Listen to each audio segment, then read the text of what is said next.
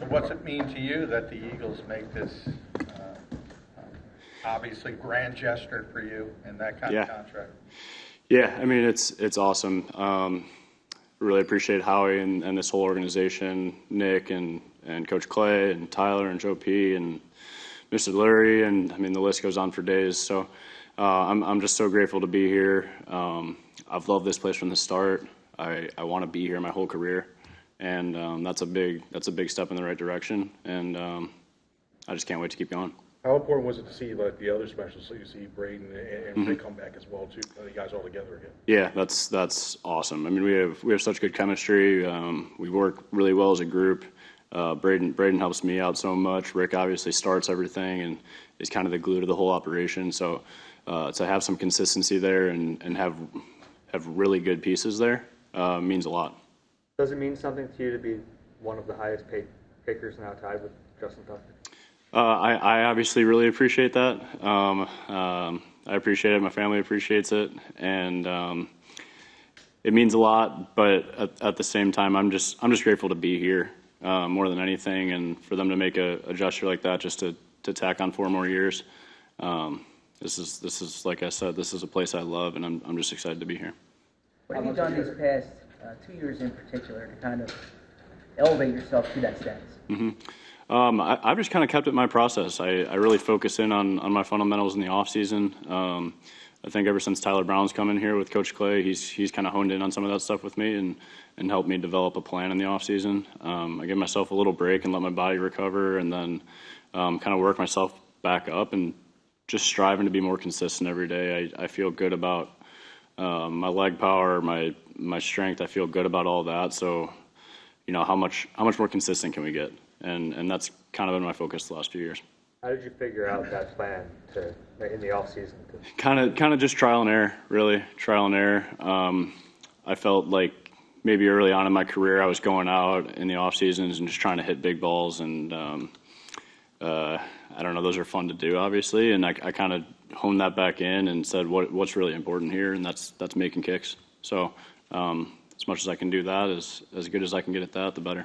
Do you ever kind of like look back to, you know, your first year here when you first started, and you know, you made obviously the big field goal against the Giants, but I think like Jason Peters might have said something to you beforehand and everything, just kind of like how far you've come since then? Yeah, I mean, looking back on that first year, it was a whirlwind. I kind of didn't know what I didn't know at the time. I was a young rookie trying to figure it all out. So being around the league and being around veterans like Kelce and Fletch and all these great Eagles, being around them and just kind of understanding how to be a pro and how to take care of your body, how to take care of yourself, how to take care of your teammates and be a good teammate. I think just being around guys like that has helped. How meaningful is it that the Eagles also re-signed Rick and Braden? Yeah, it's huge. I mean, those guys deserved it. Super consistent, huge role last year. Braden did a great job. Rick's done a great job ever since I've been here. So just keeping those pieces together helps us a lot. Just be consistent and keep building on that. You mentioned the look back and realize that your 61-yarder in 2017 actually more than anything changed the season.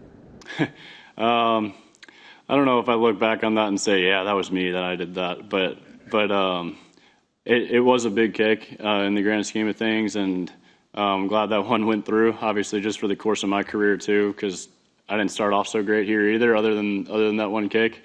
And yeah, I think it kind of just rapid fired my career. It gave me some confidence, and I was able to go on the field and swing a little bit more free after that.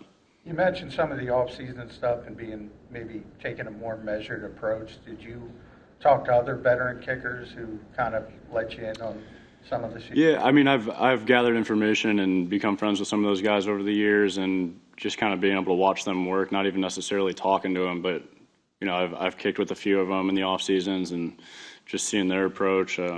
Friends with Will Lutz, like just being able to kick with some of those guys and watching how they approach things, like, oh yeah, that's something that I could use. I don't want to suggest correlation, but your most inconsistent season came after the first contract extension. Have you learned from that experience, and I guess what did you learn from that period? Oh, I don't know if that had anything to do with it really, but I don't know that I've learned from that or really looked at that and pinpointed it. But I'm just looking to get better this offseason and glad we're doing it in the off season, and then we can just brush it off to the side and get to work when we come back to OTAs. Coming off of one of your best seasons of your career, what areas of your game are you still looking to grow in? I mean, there's always growth potential. There's always room to get better. There's always room to get more consistent. That's just the nature of our job. It's hard to be perfect, so just kind of striving for perfection every season and every kick. So it's always going to be a one kick at a time mentality, no matter what. What was your reaction to the shout-out in Jason's speech? It was cool. It was cool.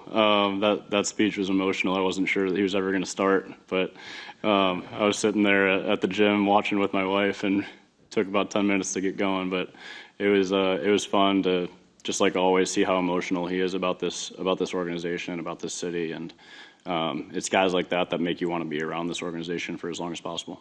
And how do you kind of like, you see all the signings that you guys have made like the last few days and stuff, you look around and everything. What do you think about all that stuff?